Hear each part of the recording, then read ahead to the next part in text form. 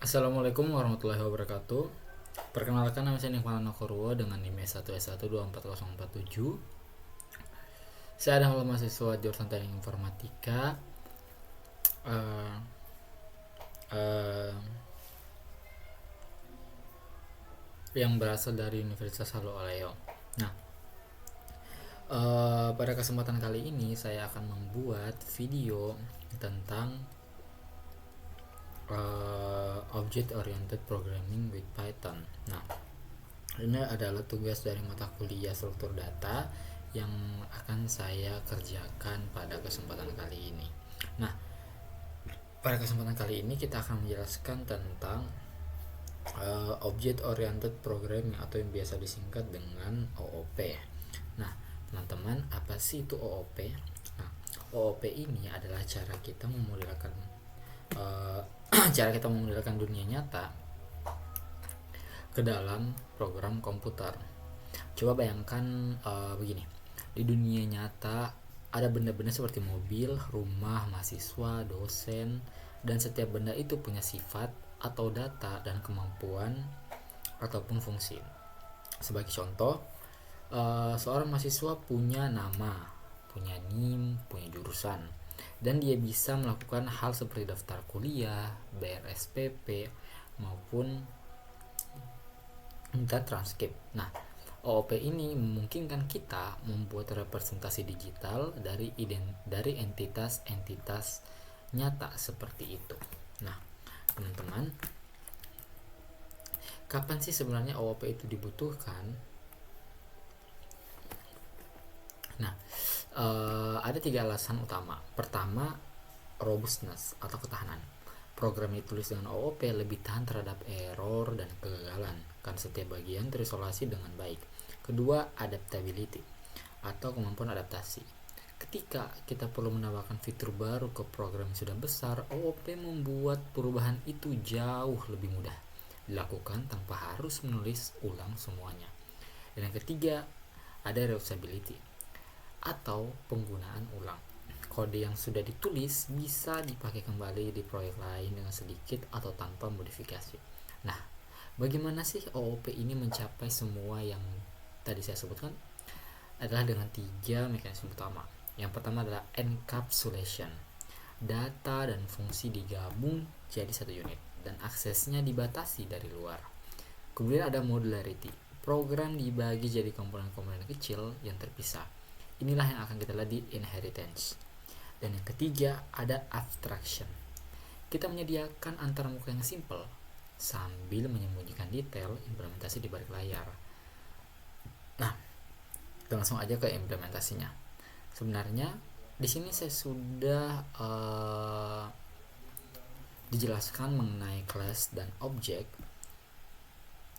dan mungkin di sini kita akan singgung saja sedikit walaupun kita sudah pernah melakukannya, dan kemudian kita akan lanjut ke dalam operator overloading, karena terakhir kalau saya nggak salah kita itu berhentinya di operator overloading. Kita akan singgung sedikit mengenai materi sebelumnya, yaitu kelas dan objek. Nah, konsep dasarnya dari OOP ini adalah kelas dan objek. Itu adalah fundamentalnya. Nah, anggap kelas itu misalnya seperti cetakan kue. Dia mendeskripsikan bentuk, ukuran, dan sifatnya. Sedangkan objek adalah kue yang sudah jadi dari cetakan tersebut. Jadi kelas itu seperti cetakan, objek itu hasilnya. Jadi kelas itu kayak blueprintnya begitu. Dari satu kelas kita bisa membuat banyak objek yang berbeda-beda. Misalnya, kita punya kelas mahasiswa. Dari kelas itu kita bisa buat objek seperti mahasiswa 1, misalnya Budi, mahasiswa 2, Sari, dan seterusnya. Mereka semua ada mahasiswa, tapi masing-masing punya data yang berbeda. Kemudian ada struktur kelas. Nah, sekarang kita lihat bagaimana kelas dibuat di dalam Python. Seperti sini. Saya sudah membuat kode ini, jadi mungkin kita akan sedikit menjelaskan ulang saja. Maksudnya apa? Nah, class person. Nah, ini cara kita mendeklarasikan kelas. Namanya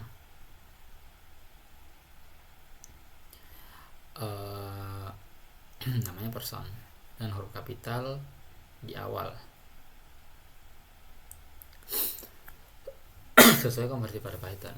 Kemudian def in itself ini adalah konstruktor, yaitu fungsi yang otomatis dipanggil setiap kali kita membuat objek baru. Parameter self mengacu pada objek itu sendiri. Ini wajib ada di setiap metode dalam kelas. Lalu ada 3 atribut, name, age, dan gender. Kemudian ada access control. Nah, access control ini penting. Python sebenarnya tidak punya access control formal seperti Java atau C++. Tapi ada konvensi yang disepakati. Yang pertama, underscore nama. Dengan 1 underscore ini artinya protected. Secara konvensi hanya boleh diakses dari dalam kelas dan subclassnya. Yang kedua, nama dengan 2 underscore. Nah, ini artinya private. Dia lebih ketat lagi. Python akan menyembunyikan nama ini agar lebih sulit diakses dari luar. Kenapa saya bilang konvensi? Karena Python sebenarnya tidak memaksa ini. Secara teknis, masih bisa diakses dari luar, tapi programmer lain akan tahu bahwa kamu tidak seharusnya melakukannya. Kalau kita lihat pada slide, ada contoh di baris 25 sampai 27 yang ditanda kuning, yaitu p2 gender female, still accessible, p2 name Sally, still accessible, and p2 age 23, still accessible. Nah, ini itu menunjukkan bahwa Python tidak benar-benar memblokir akses. Ini hanya kesepakatan tim. Nah, kita lihat hasilnya. Ini ada ini ada hasilnya dimana hello my name is John and the age is 36 dan lain-lain. Oke, sekarang kita masuk pada materi yang akan kita jelaskan sekarang, yaitu yang pertama adalah operator overloading. Ini adalah topik yang sangat menarik karena kita tahu bahwa operator plus di dalam Python bekerja berbeda tergantung konteksnya. Misal print 2 tambah 3, print dalam kurung 2.3 plus array 4,5, kemudian ada print Tom and Harry. Nah, operator sama memberikan hasil yang berbeda. Inilah operator overloading. Sekarang pertanyaannya adalah, bagaimana kalau kita punya kelas buatan sendiri? Misal kita punya kelas buatan sendiri yaitu student 1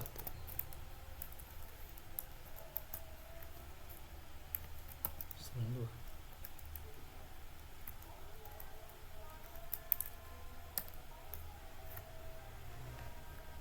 Nah, tim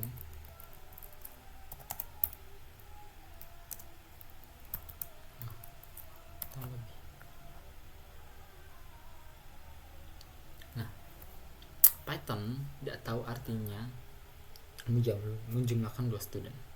Kita perlu memberitahunya. Nah, caranya bagaimana? Caranya adalah dengan special name method yang dengan nama khusus dikenali Python. Untuk operator plus kita definisikan metode dalam kurung underscore add. Untuk operator kurang ada underscore sub dan sebagainya lagi. Nah, pada slide ada tabel lengkapnya loh. Beberapa yang penting itu ada A tambah B, bisa jadi A underscore add underscore B. Nah, kemudian ada mana itu ya, ini A plus B, len A, len str A array K dengan A, dan masih banyak operator matematika yang lain. Nah, selain operator matematika, ada juga yang disebut dengan operator overload.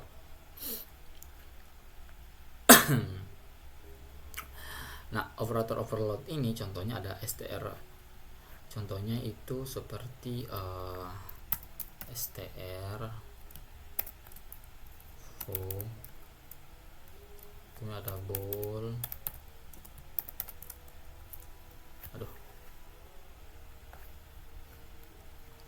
servo. Nah, servo ini bisa di overload dengan vo ini. Servo ini bisa overload dengan vo, dan bool ini juga bisa di overload dengan vo. Nah, ini itu sangat berguna untuk membuat objek kita berperilaku seperti tipe data bawaan Python. Nah, mari kita lihat contoh konkret kelas vektor. Nah, ini example of overloading for a vector class. Mari kita ketik terlebih dahulu.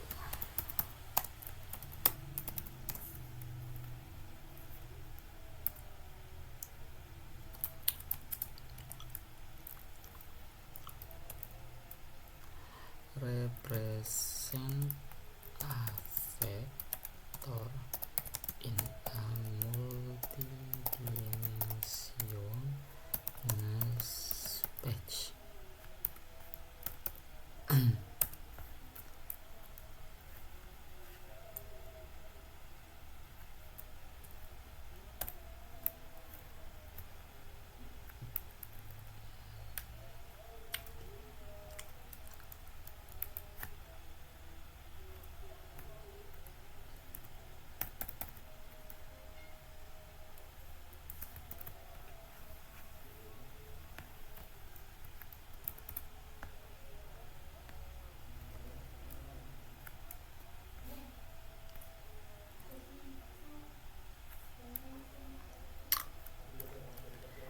Kemudian def in it,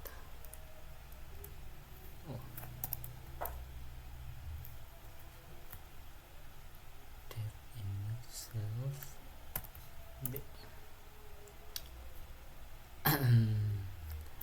ini kita self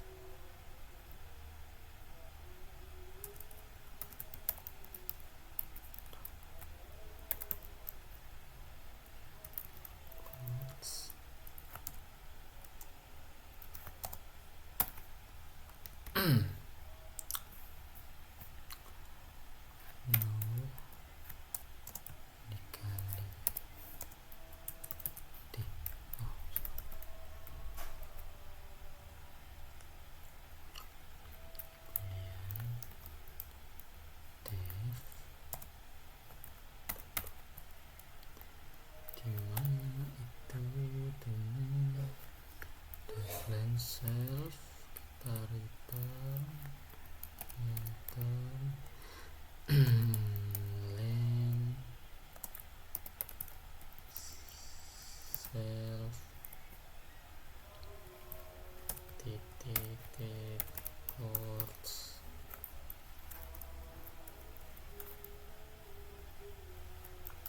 ada def get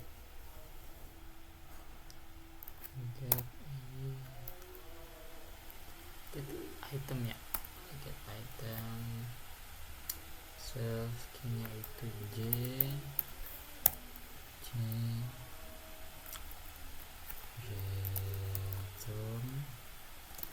self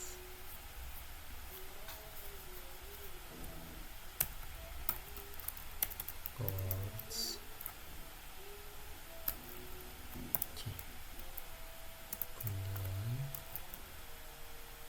def set def set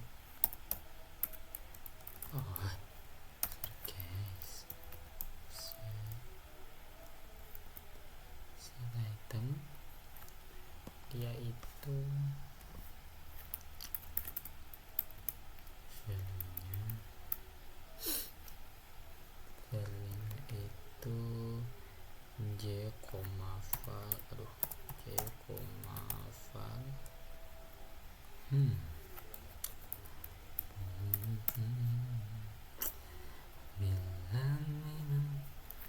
kau tak bisa bersama, jangan paksakan hatiku terus mencinta. Lepaskan genggam tanganmu, jangan paksakan untuk rindu, kan ku tutup. Death.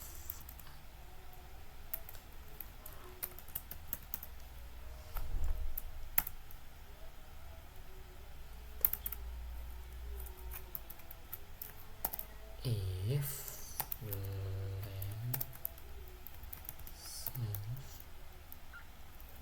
tidak sama dengan land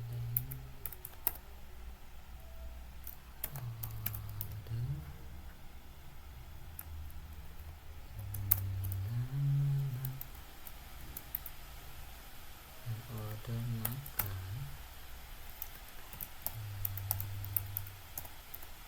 yes, ada error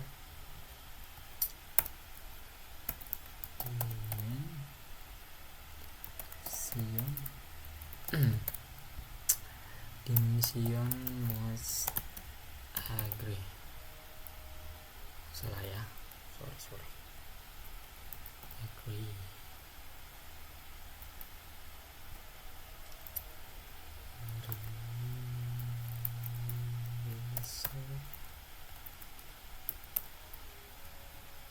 Result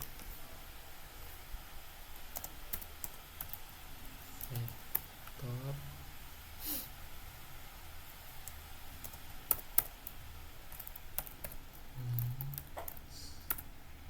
save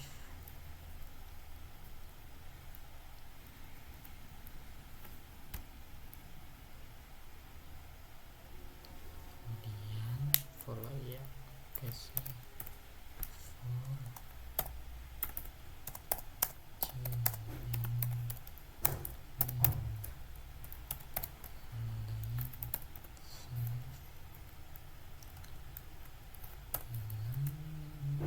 kau bisa bersama.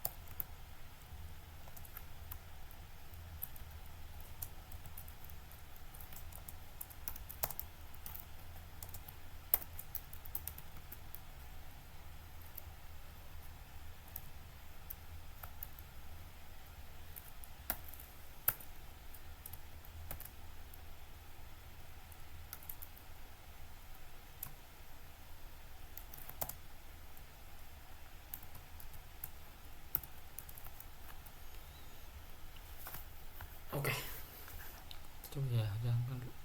Aduh, sorry.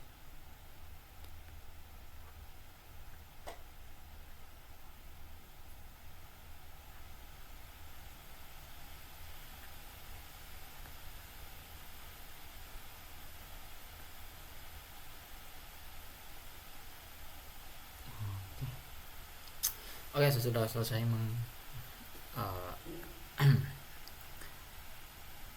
ya, saya sudah.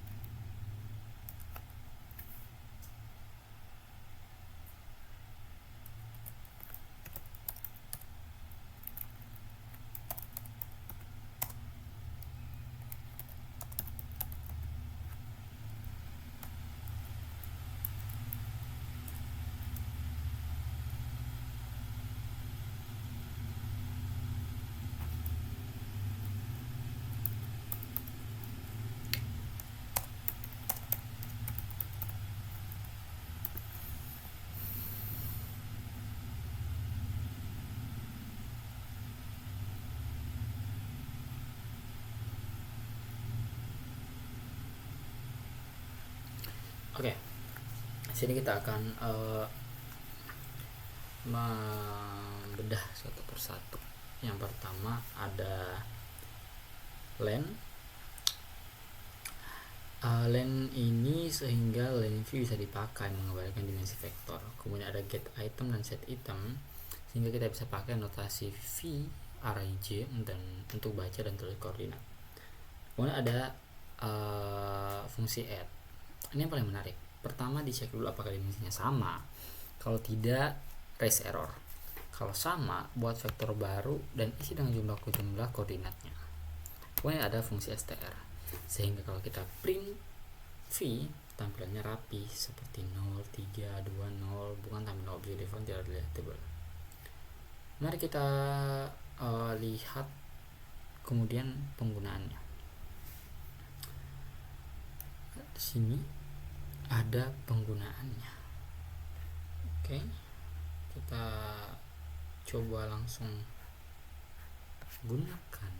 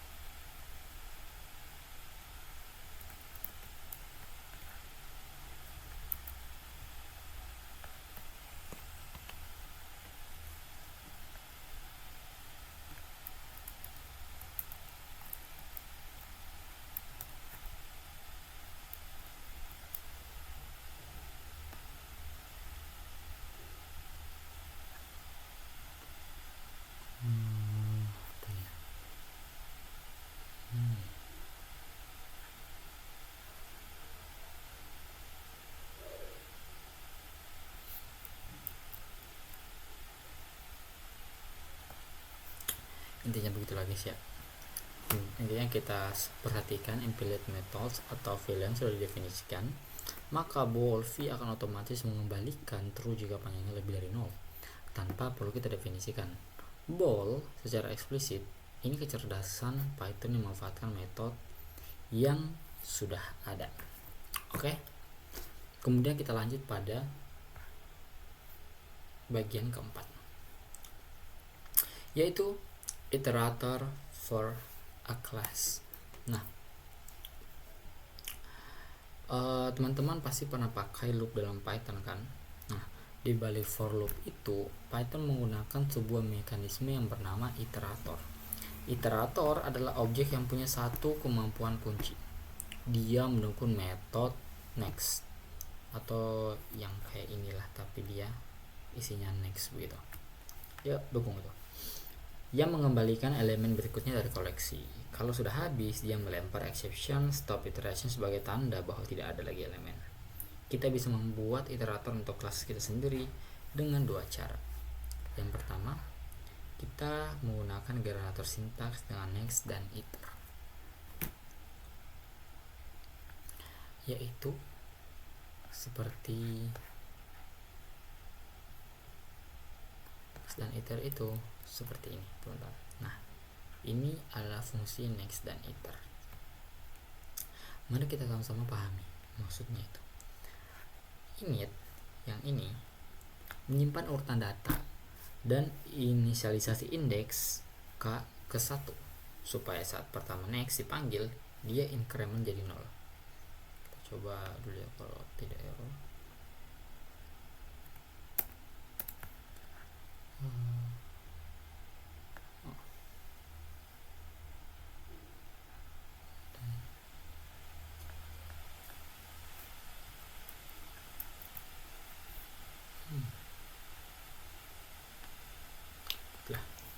Kemudian ada next increment index, lalu periksa apakah masih dalam batas. Kalau iya, kita kembalikan elemen.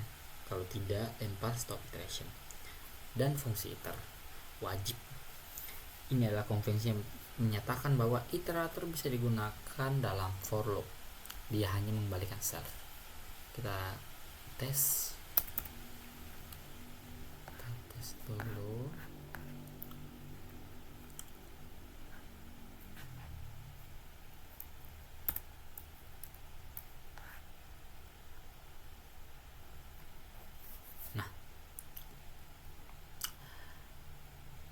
Hasilnya simple dan elegan kan, bisa dilihat pada outputnya.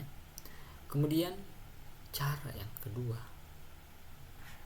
kita pakai len dan get item maksudnya. Cara kedua, kalau kelas kita sudah punya len dan get item, Python bisa secara otomatis membuat iterator tanpa kita perlu mendefinisikan next dan iter secara eksplisit. Contohnya adalah reimplementasi kelas range. Kalau dalam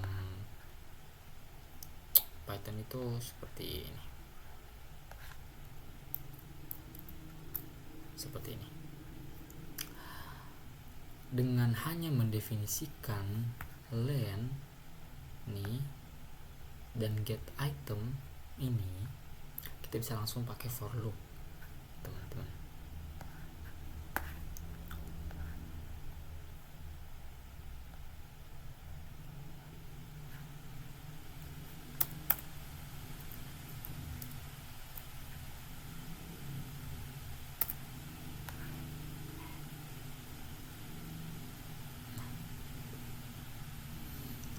Hasilnya elemen ke-1683 dari semua elemen kita bisa lihat ada 8, 13, 18, 23, 28, 38, 38, 58, 53, 58, 53, 58, 63 sesuai elemen ke-16, dimana like-nya ada 27. Dan teman-teman, Python ini cukup cerdas menggunakan get item dengan indeks 0, 1, 2 sampai indeks error untuk mengiterasi. Oke, selanjutnya kita akan masuk ke inheritance. Nah,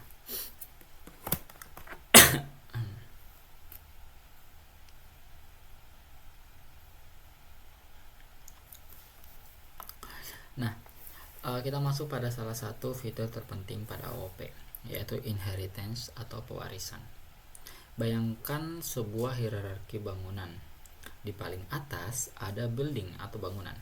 Di bawahnya ada apartemen, house, commercial building. And in the lower of the apartment ada low rise apartment, high rise apartment, dan seterusnya.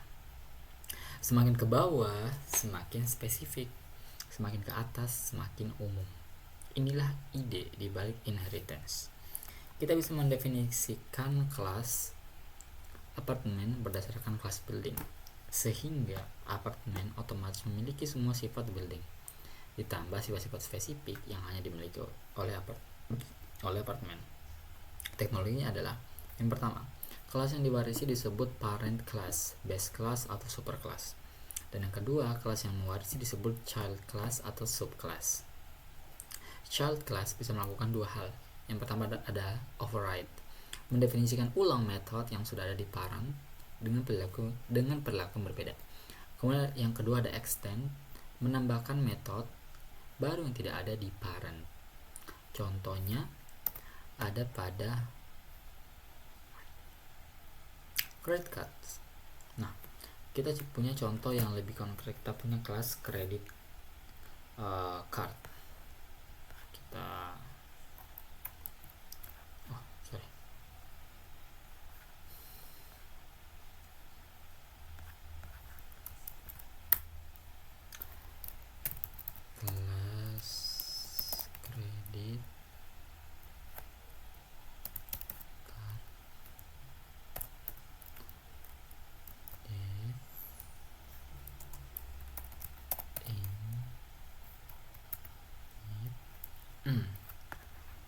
kita punya self customer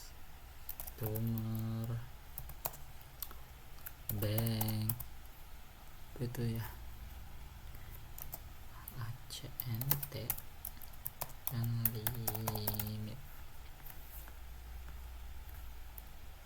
Kemudian yang pertama ada self titik dan titik customer sama dengan customer. Kemudian kita 2, 3, 4 ya, ada 4 ada 5 deh. Kemudian ada self bank,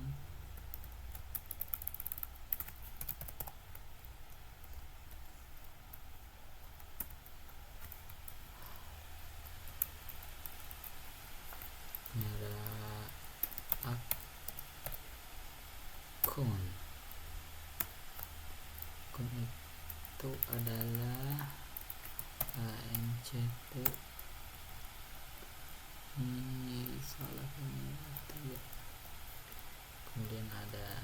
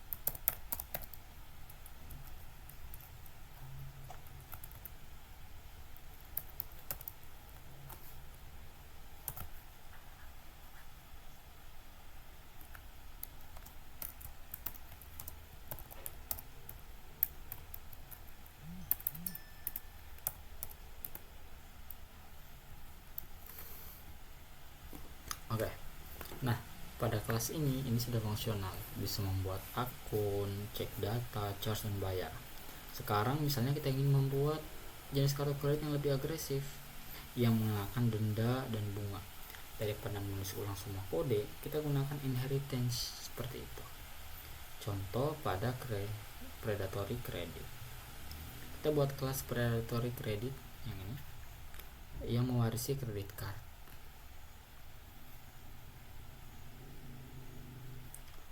Misalnya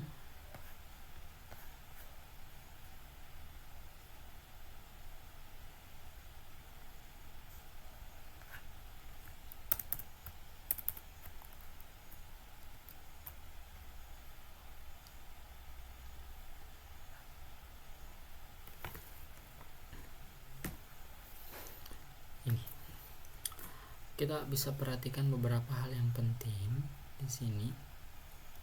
Predatory credit card atau credit card dalam tanda kurung itulah kita menyatakan bahwa kelas ini mewarisi dari credit card. Super, kelas ini dan super ada cara memanggil metode dari parent class. Di sini kita panggil konstruktor parent supaya semua inisialisasi dasarnya tetap berjalan.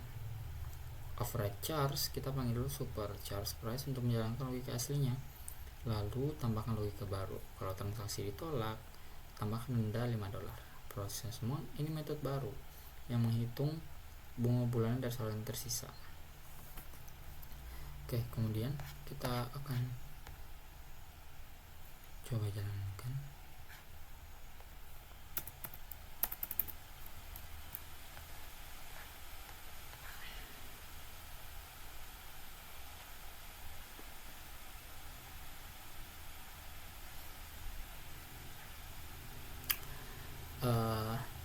Kemudian ada satu lagi contoh yang lebih elegan, yaitu ada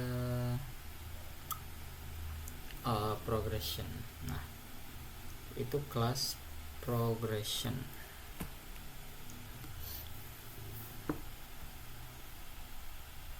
Nah, kelas progression ini yang ini ya, dari kelas progression ini kita bisa buat 3 turunan.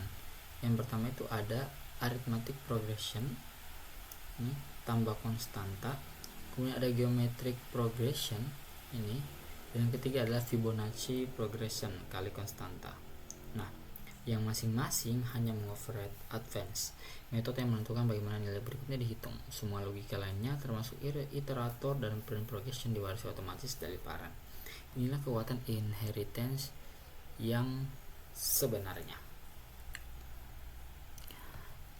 Saya akan coba terlebih dahulu ya. Mana tadi ya?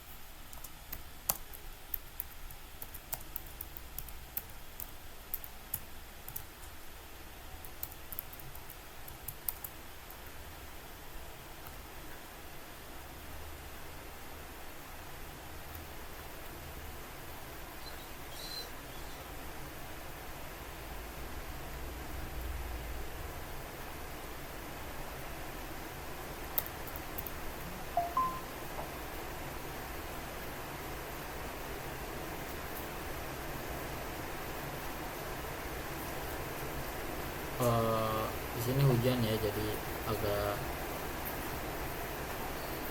agak ribut mungkin ya.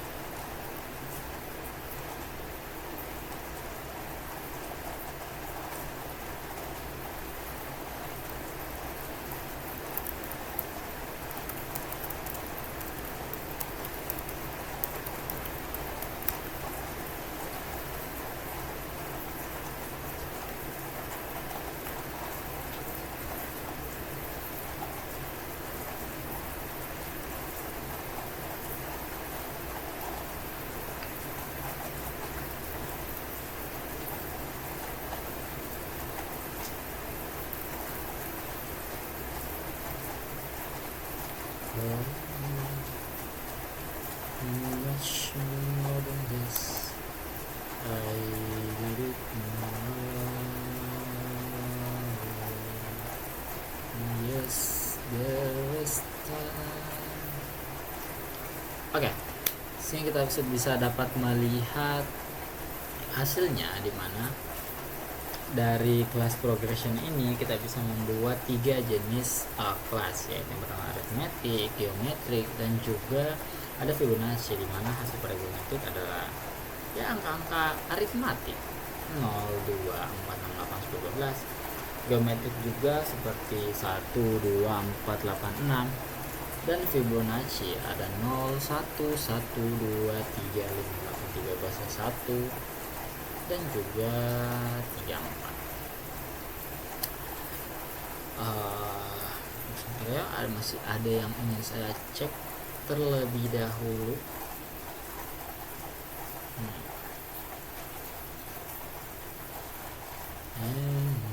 Yes, not gonna shine with oh I'm nothing. I did it my way for this man.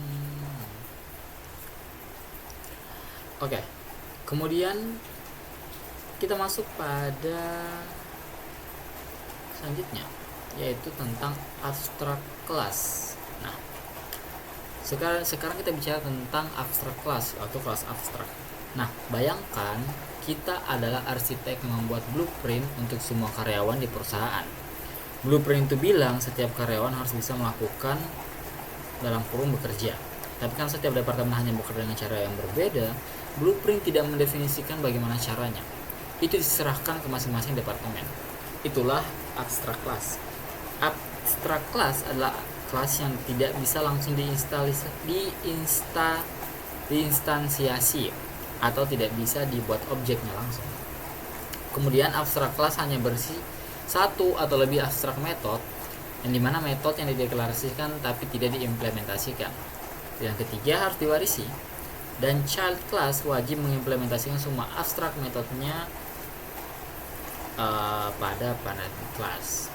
Di Python itu kita menggunakan modul ABC abstract base class.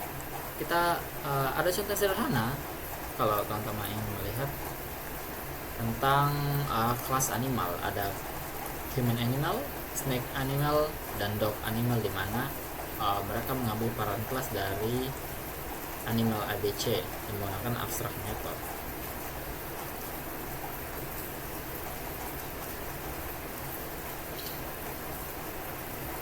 Kita coba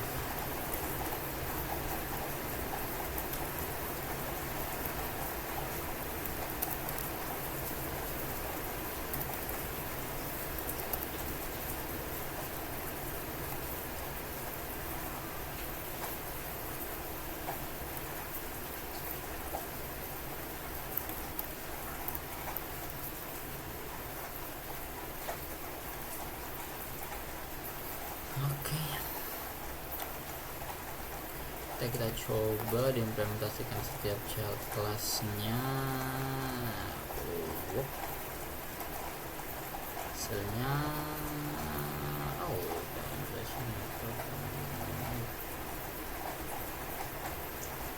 nah, ada icon call, icon walk and run, icon call, dan kalau L animal, error kan ini sudah abstrak kelas. Oke, yang kedua, contoh dua adalah do at 42. Contoh kedua yang sedikit lebih kompleks itu dia kayak begini, dimana abstract example punya konstruktor yang menginisialisasi self value dan do at 42 mewarisi konstruktor, jadi tidak perlu ditulis ulang, dan do at 44 hanya perlu mengimplementasikan do something sesuai kebutuhannya. Ini adalah pola yang sangat umum dalam pemrograman besar. Abstract class mendefinisikan kontrak apa yang harus dilakukan oleh setiap implementasinya. Nah, kemudian kita masuk pada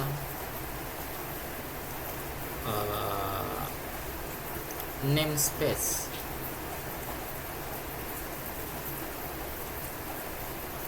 Mana ya?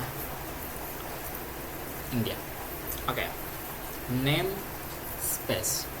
Singkat tapi penting. Itulah namespace dalam OOP. Setiap kelas Python punya namespace-nya sendiri. Ruang, nama yang berisi semua metode dan atribut yang didefinisikan di dalam kelas tersebut. Kalau kita lihat diagram dari slide, kita bisa melihat namespace kelas credit card.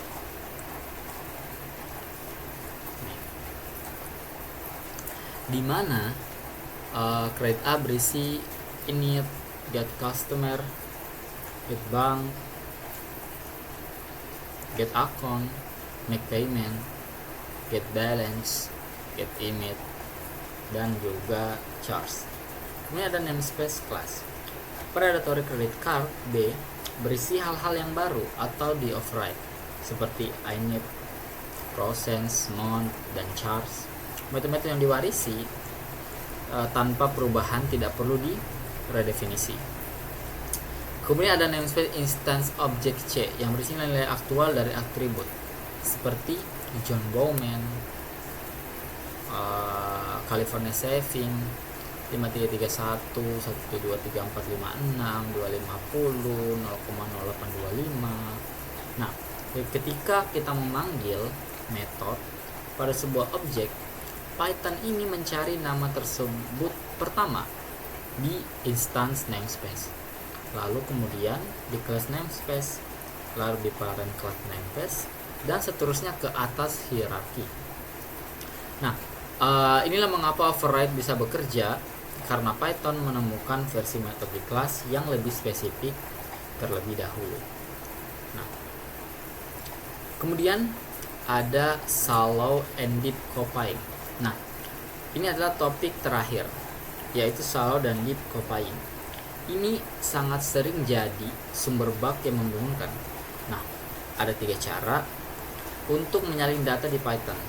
Pertama ada alias atau aliasing. Nah, ada satu aliasing. Misal warm tones itu color 1, color 2.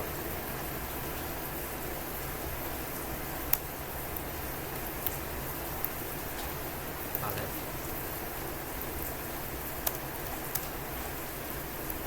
warm tones.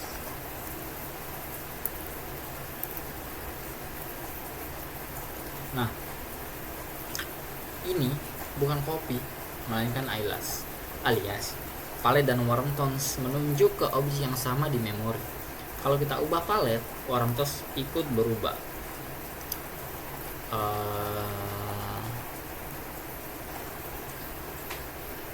Kalau kita ubah warm tones-nya, palet juga ikut berubah. Nah, sehingga keduanya tidak bisa definisi. Ini nih seperti 2 nama untuk satu orang yang sama. Kemudian ada shallow copy. Nah, shallow copy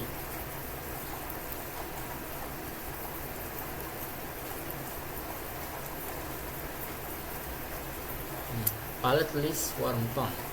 Sekarang palet dan warm tones adalah list yang berbeda, tapi isinya masih menuju ke objek yang sama kok.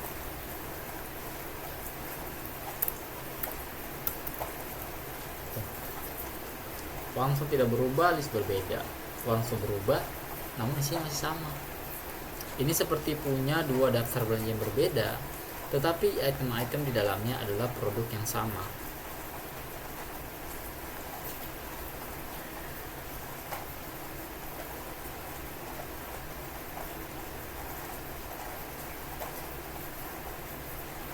Ini bisa kita lihat tabel-tabelnya.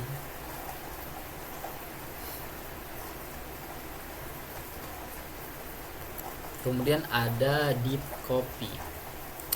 Misalnya kita import copy. Sekarang segalanya benar-benar terpisah. Palet punya list sendiri dan setiap objek di dalamnya adalah salinan baru yang independen. Palet Apple color 3 warna tonsnya tidak berubah dan palet 0 red 2 roto warna 0 tidak berubah. Sepenuhnya independen satu sama lain. Nah, pertanyaannya adalah kapan pakai yang mana? Pakai alias kalau kita emang ingin dua variabel menunjuk ke data yang sama. Kemudian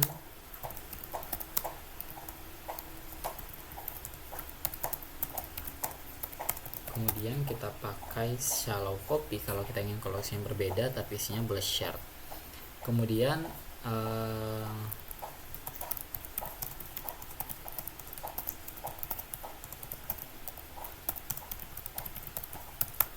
kita pakai deep copy kalau kita ingin benar-benar salinan independen sepenuhnya.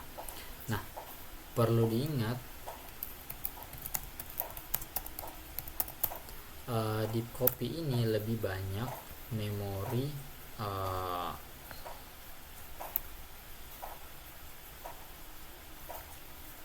dan waktu dia digunakan kalau memang hanya diperlukan. Nah, sebelum kita masuk pada conclusion, ada sedikit materi yang sebenarnya tidak begitu urgent, tapi tetap ingin saya tambahkan. Nah, materinya tentang apa sih? Nah, materinya tentang multiple inheritance. Nah,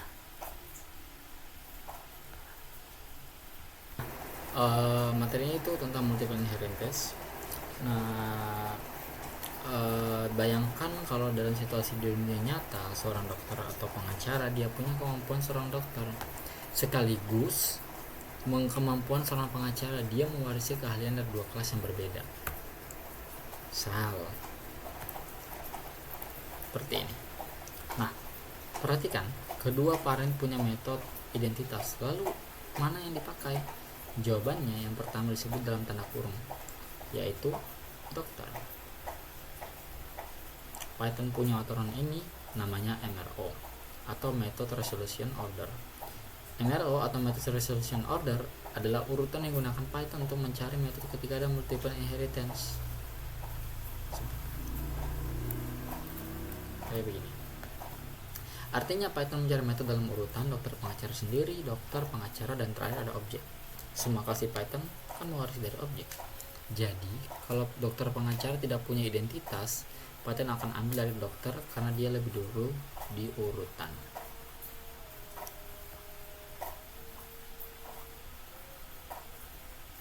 Nah, contoh praktisnya multiple inheritance paling sering digunakan melalui pola yang disebut mixin. Mixin adalah kelas kecil yang menambahkan satu kemampuan spesifik dan dirancang untuk digabungkan dengan kelas lain seperti ini. Dengan mixin kita bisa menambahkan kemampuan ke kelas manapun tanpa perlu menulis ulang kode. JSON mixin dan log mixin bisa dipakai di kelas dosen, produk, dan kelas apapun lainnya. Nah, tapi ada satu hal yang perlu kita waspadai, yaitu apa?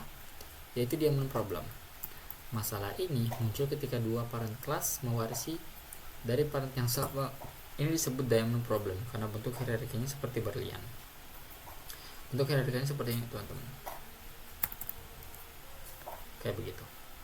Nih, ya, seperti ini. Nah, Python menyelesaikan dengan algoritma algoritma C-tree linearization. Secara sederhana, dia tetap ikuti urutan dari kiri ke kanan. Jadi, B yang dipilih karena dia lebih kiri. Python sudah menangani ini secara otomatis. Kita tidak perlu khawatir selama urutan parent kita ditulis dengan benar. Nah, lalu kapan sih kita akan pakai dan kapan juga tidak? Nah, kita gunakan ketika menambahkan kemampuan, tambahan via mixin, logging, serialisasi, dan validasi. Kedua, kita menggabungkan dua kelas yang benar-benar independen satu sama lain, atau kita butuh fleksibilitas tinggi dalam desain kelas. Nah, kita hindari memakai ini multiple inheritance ketika hierarki menjadi terlalu rumit dan susah dibaca.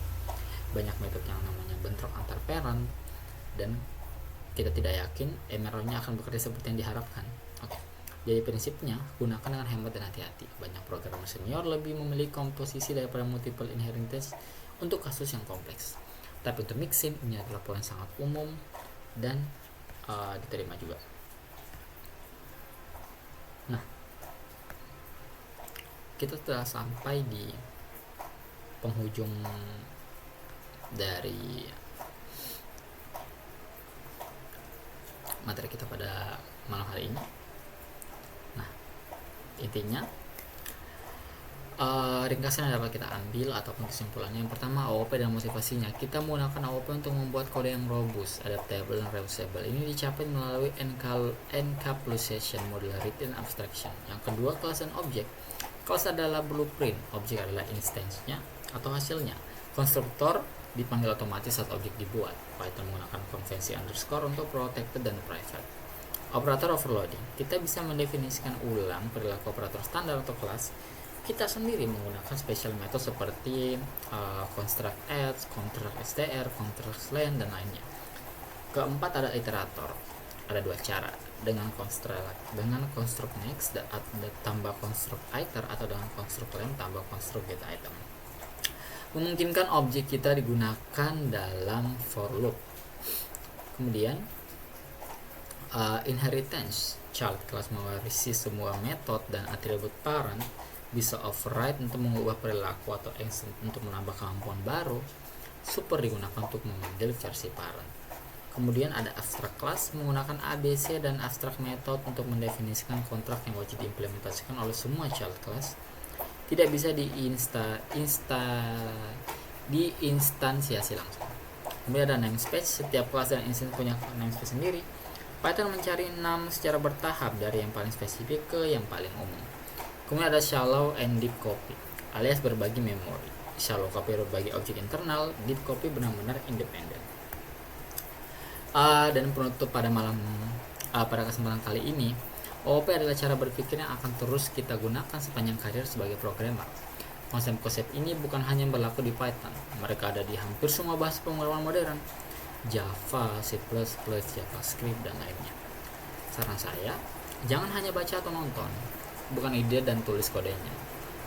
Buat kelas kalian sendiri, mungkin kelas mahasiswa, kelas produk, atau apapun yang menarik bagi kalian. Implementasikan inheritance dan operator overloading, itulah cara terbaik untuk benar-benar memahami OOP. Baiklah, itulah tadi penjelasan yang dapat saya sampaikan di kesempatan kali ini mengenai object oriented programming. Adapun salah kata, salah penjelasan dan yang lain, saya minta maaf dari lubuk hati saya. Sekian, itulah yang dapat saya sampaikan pada kesempatan kali ini. Saya ingin undur diri. Semoga tetap dapat bertemu dan membuat banyak-banyak video seperti ini lagi. Saya akhiri dengan ucapan wabillahi taufiq wal hidayah. Wassalamualaikum warahmatullahi wabarakatuh.